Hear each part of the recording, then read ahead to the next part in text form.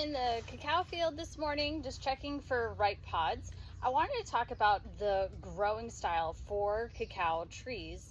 The growing style is called jorquette. So you have the trunk of the tree, and very shortly after the trunk is established, you have what's called a jorquette. So it'll spread out into 3 to 5 branches that just go straight out from there. And so a lot of times you want to keep it trimmed, because a lot of times when it shoots up and then the jorquette goes out, those branches are kind of like right at your head level, and so you want to keep them trimmed so that it's easy to harvest the cacao pods. It's such a prolific tree that it's constantly putting out new branches and new shoots, so trimming the trees is actually really great for them. So I'm checking ripe pods, because otherwise if you leave ripe fruit on the tree too long, then you'll have a rat problem, and we don't want rats eating our cacao pods.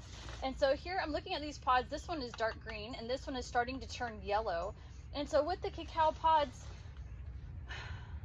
you can let them ripen on the tree. They'll never fall off the tree like a mango. So when mangoes are ripe, they'll fall off the tree and get splattered to the ground. Chickens will come and eat it. They'll get bruises on it. Whereas the cacao pods never fall off the tree. So all over the world, Africa, Indonesia, South and Central America, Hawaii, every place that grows cacao, there's no machine that can come in and harvest the pods. Every pod has to be cut off by hand. Now where the pod is being grown, that is also the flower cushion. So you don't want to rip or twist it off, because if you damage that area where the flower cushion is, then flowers are not going to grow from that spot again. And if flowers don't grow from that spot, then you're going to have less cacao pods. So you want to do a nice clean cut to get it off.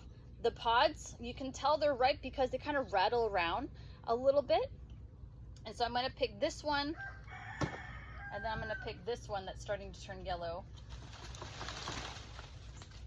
And just like harvesting them off the tree by hand, you have to open them by hand. So there's no machine that will go through and open cacao pods. That has to be done by hand.